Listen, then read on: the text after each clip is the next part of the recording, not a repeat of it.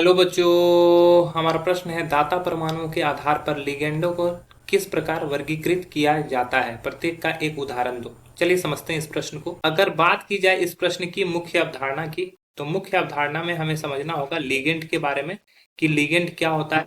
तो लिगेंड जो होता है, अगर कोई जटिल यौगिक बन रहा है तो उसमें केंद्रीय धातु से जुड़ने वाला, जो सीधा केंद्रीय धातु से जुड़ता है, वो लिगेंड कहलाता है। अब लिगेंड को किस दाता परमाणुओं के आधार पर दाता परमाणुओं के आधार पर दाता परमाणुओं के आधार पर आधार आधार पर निम्न रूप में वर्गीकृत वर्गीकृत करते हैं। ठीक है। पहला होता है हमारा फर्स्ट नंबर, जो बात करते हैं उसको बोलते हैं एक दंती लिगेंड। एक दंती लिगेंड, जहां पर एक परमाणु जो होता है, एक परमाणु से इलेक्ट्रॉन देते हैं।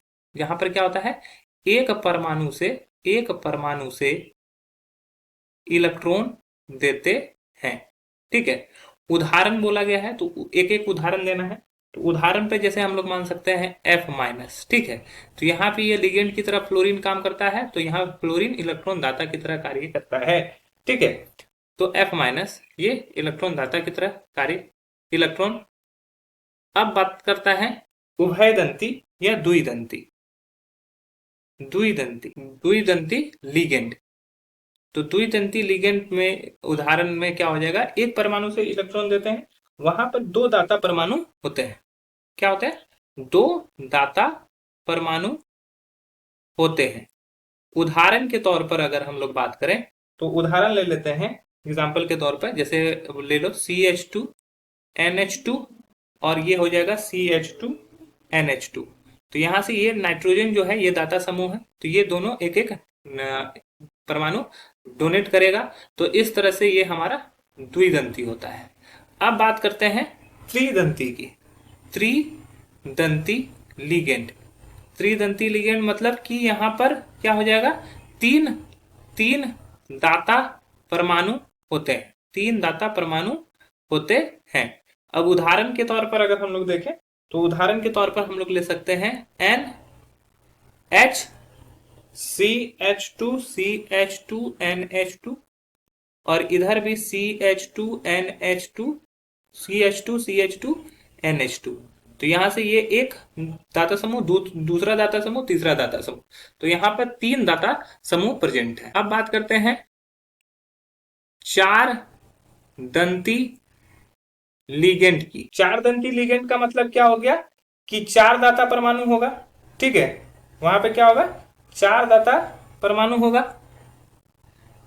चार दाता परमाणु। उदाहरण के तौर पर अगर देख लें तो उदाहरण के तौर पर ले लेते हैं CH2 ये हमारा NH से जुड़ा हुआ है, ये भी हमारा NH से जुड़ा हुआ है। अब ये क्या करेगा, ये बना लेगा ये CH2NH2 और यहां से ये बना लेगा CH2NH2। तो यहाँ पे एक, यहाँ पे दो, यहाँ पे तीन और यहाँ पे चार।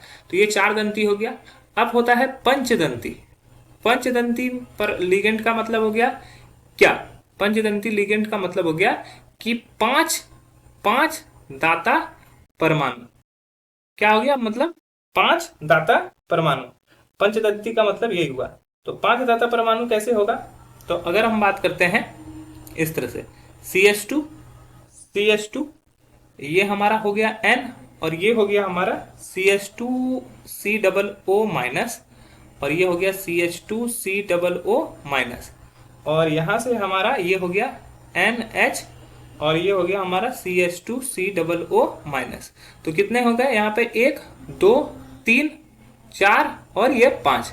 पांच दाता समूह हो गए। अब होता है उसके बाद षष्ठदंती। षष्ठदंती, तो षष्ठदंती में क्या होता है, षष्ठदंती लिगेंड, जिसमें क्या होता है, छह दाता परमाणु होते हैं। कितने, छह दाता परमाणु, छह दाता परमाणु। उदाहरण के तौर पर हम लोग ले लेते हैं EDTA को।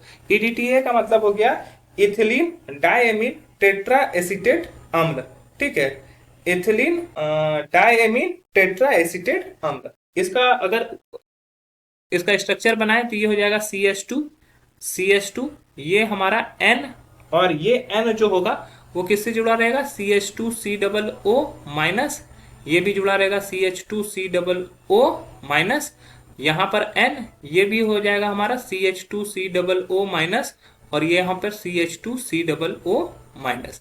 तो यहाँ पे 1 2 3 4 5 6 दाता परमाणु उपस्थित हैं। तो इस तरह से इसको वर्गीकृत किया गया है। आशा है यह प्रश्न आपको समझ में आया होगा। धन्यवाद।